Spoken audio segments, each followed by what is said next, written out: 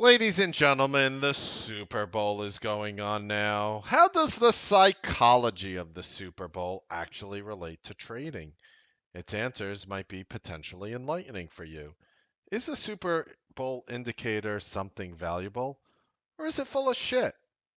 You'll find out right now. I am Mark Melnick. This is the Newsbeat Show. Before going on, kindly read this disclaimer right over here in its entirety. And then hit play when you're done, and then hit play on this video when you're done. Thank you so much for reading this entire disclaimer. I appreciate you. Thank you so much. Thank you so much. So, why do athletes choke? In football, there are few plays more thrilling than a last second field goal as everybody holds their breath. Both teams line up, the clock, one or two ticks from zero, the ball snapped, the crowd roars, the kicker charges forward in an effort to drive the ball through this broken yellow fork, and the fate of his team hangs in the balance. Yet, why do some kickers have the ability to rise to the challenge, while others choke under the pressure? And it actually relates to trading. It may have more to do with their mental state than their physical ability. The smartest traders aren't always the best traders. Just because, you're a scientist or you have a PhD or you're a genius doesn't mean you'll be successful as a trader. It's all about psychology. So what is choking? It's a term that's seeped into the vernacular to describe those big moments when athletes or any individuals in a stressful situation are unable to perform under the pressure. Choking, however, has little to do with failing to pull off the unbelievable, nor does it describe a random off day. You see, what neuroscientists say when it comes to it is, um, you know, it's a phenomenon that worse performance than you would expect given someone's skill and experience. That's why they choke. You'd expect them to be able to easily do something, for example, and then they're just simply not able to do it. For example, it's a kicker taking the field during a big game and effing up a 25-yard field goal that he made thousands, tens of thousands of times before. So what is actually happening when people choke? So there was a study back in '08, 12, 13 years ago, approximately 13 years ago. And what happened was there were novice golfers and there were expert golfers, and this part's going to blow your mind. And and they told the novice golfers um, that you could either take your time hitting the putt or doing it as quickly as you could. A simple putt, which the experts have done a million times easily and novices haven't. The results of it were the novices actually struggled when they tried to put quickly, whereas the experts performed way worse when they took their time. The novices performed better when they took their time. The experts performed worse when they took their time. So why does that happen? It would be of logical statistical conclusion that when athletes become really skilled at performing a given task, they start undertaking parts of it outside of conscious awareness.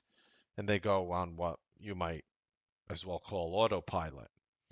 And when they're under pressure, this anxiety starts to creep in, pushing them to focus harder in an attempt to perform better. That is when things begin to unravel. You see, this type of psychology is why I tell everybody the most important thing is just let's breathe and relax, because that's what's going to bring out the good habits and that's going to help you go on autopilot. How many of you traders in the room, you're making, 4 or 5, you're having $10,000 plus days and you don't even know what the F you're doing. You just look back and you're like, what the F did I do today? You almost don't even notice it at this point. It almost becomes automatic, right? And you're just sort of like confused. You're like, How am I making 4 or 5 figures? Like, I don't even know what I did. Like, it was just like, going you know, going into some sort of autopilot mode. So when you're under this pressure, what happens is the athletes start to think too much of the aspects of what they're actually doing that should run outside of their conscious awareness. And it actually disrupts them, just like it would a trader. When you start doing the right thing, that's why I keep telling people it doesn't even matter if you win or lose, just keep doing the right things. And that's how we created the most consistent trading room on Wall Street. Well, we blow every single trading room on the planet out there. In T3, outside T3, outside of America, we blow them away. Why? Because of this psychological lesson where we just keep trying to tell people how to do the right thing. So, using this psychology, I'm going to go ahead and make you a prediction. Tampa Bay isn't just going to win, they're going to blow the effing panties off of Kansas City, considering that there are people who do wear undergarments that look like panties or, jock straps or, I don't know, whatever. I'm not going to look and I'm not going to ask. Ding! They start thinking about what they should do outside of conscious awareness. So somebody like Brady, he is on autopilot right now. Brady is on autopilot. Brady is going to be on autopilot right now during this entire Super Bowl. While Mahomes, he's the youngest quarterback and still has much to prove. Brady doesn't have shit to prove. Brady can like take a saw off both his legs and say, I can't play football anymore. And he's going to go into the Hall of Fame as the best quarterback to ever touch a football ever in NFL history. Number one, like not even arguable at this point. It's not like, do you think Brady's the best? That's a matter of opinion. Oops, no, it isn't.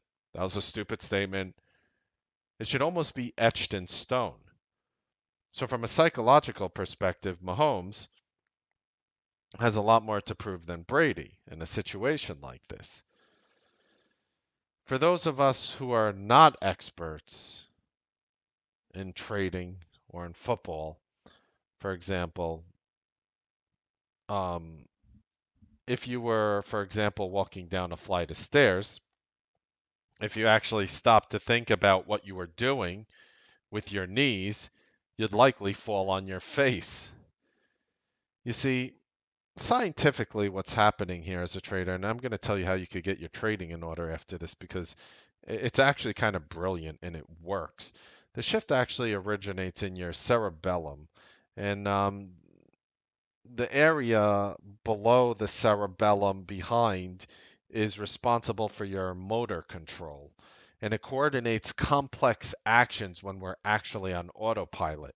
But as soon as we actually start focusing on the individual steps, as soon as we start focusing on that, what happens is your cerebral cortex, which controls the higher order conscious thoughts, takes over, and that's when we stumble into trouble. You see, choking under pressure is actually a completely scientific thing with our brains. And what I'm trying to do, and what you guys might notice every day, is I am actually trying to put you in the most positive psychological situation possible every time. It is important. It is important. When it comes to high pressure athletic situations, such as that found in the Super Bowl, for example, um, you know, a lot of these conditions sort of set the stage for choking. You get all worked up. What are you doing the night before? Should you eat this food? Should you this? Should I have sex the night before? Maybe, maybe if my sack is empty, I won't get as many sacks. Ha ha ha ha. But all like funny jokes and stupidity aside, like people think that way. Like I used to think that way when I was running track. When I was running track, I used to stop and say, my coach straight up told me, I ran high school track, straight up told me, don't have sex before a track meet. And then I did Brazilian Jiu Jitsu, and my sensei told me, don't have sex before a grappling event. And I'm sitting there and I'm thinking to myself, like, why would somebody tell me not to do something like that prior to an event. And I actually realized it was actually a very good response for that.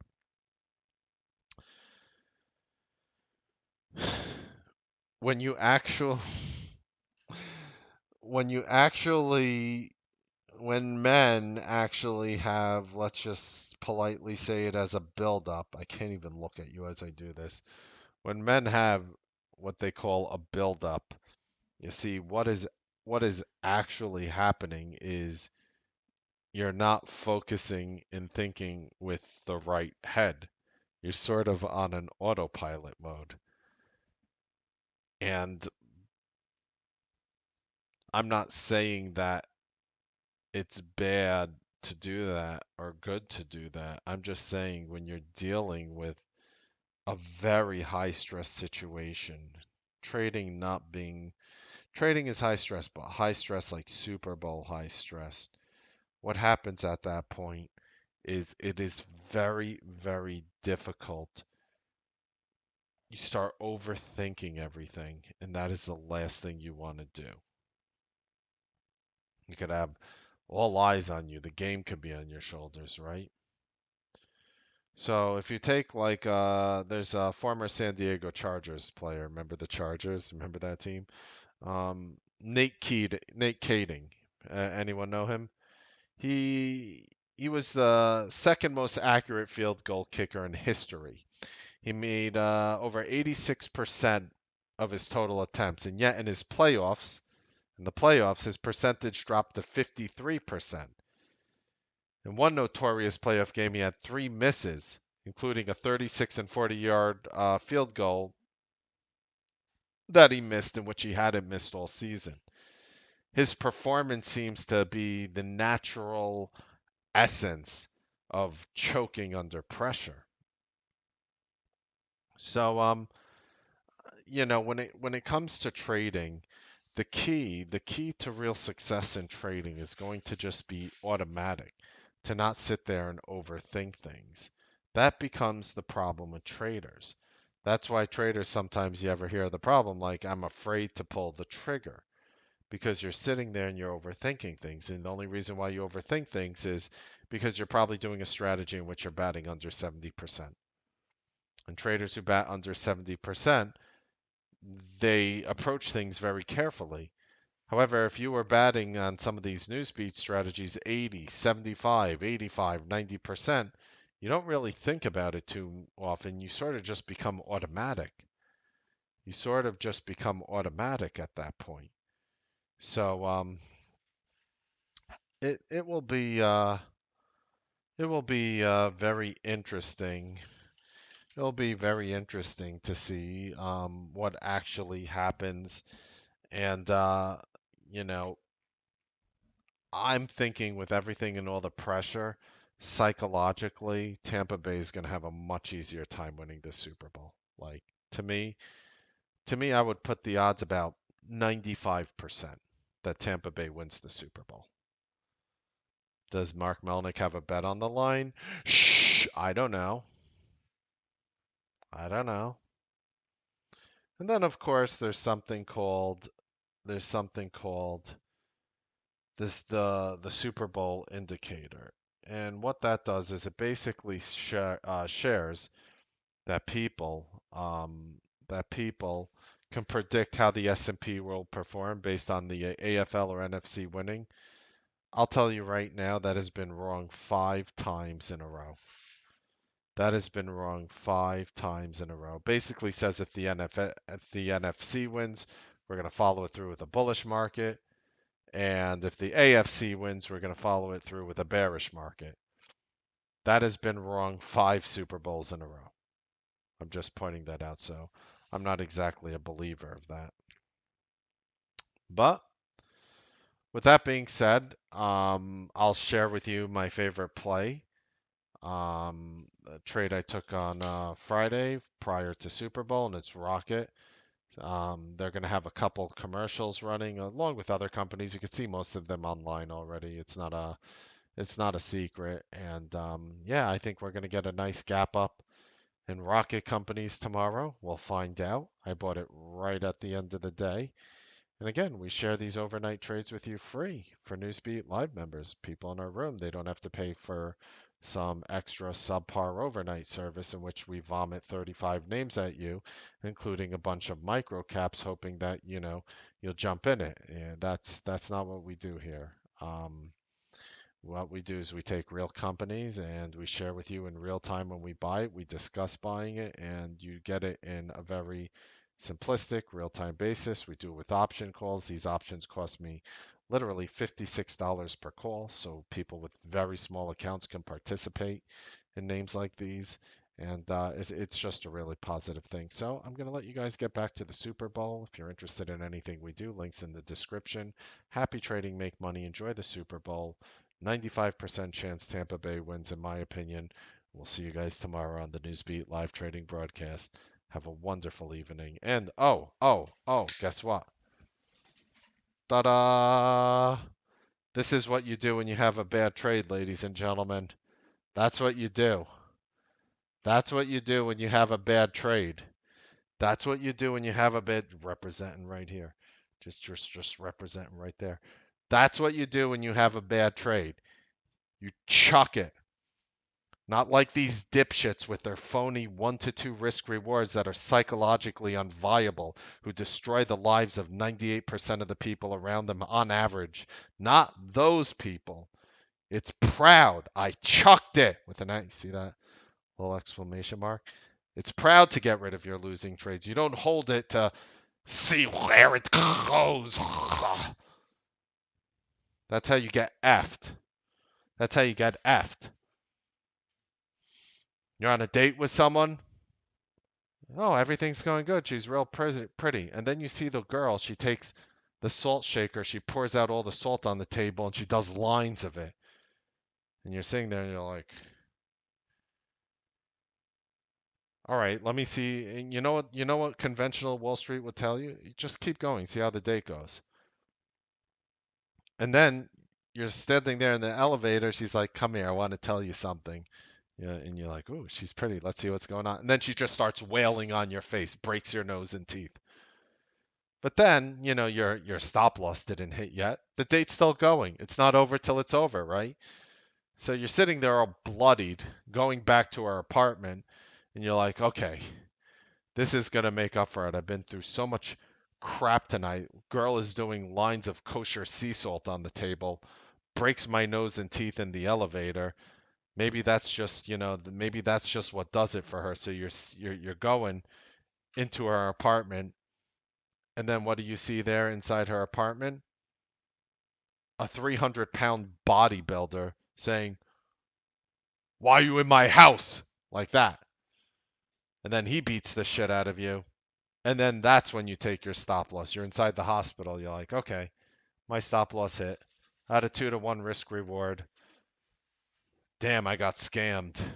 That was kind of scammy. Now, when something doesn't look right, I can't tell you what to do. But this is how I feel with it. It's like, oh, blind date. Hi, sweetheart. How are you? I'm fine. Oh, pretty good. What do you like? Oh, I'm into, literature and art, and I like all these things, and I like to cook, and oh, that's nice. Hold on, I have to do a line off the table. Check, please. And then you know what you do with the check, please. She's paying. Make sure you point at her to the waiter, saying she's got this, and then you just walk right out. You know what? You know why? You chucked it. You didn't wait to see if the night was going to get better. Something looked suspect early, and you chucked it. So, love you guys. Enjoy the Super Bowl. We'll see you guys tomorrow morning on the Newsbeat live trading broadcast.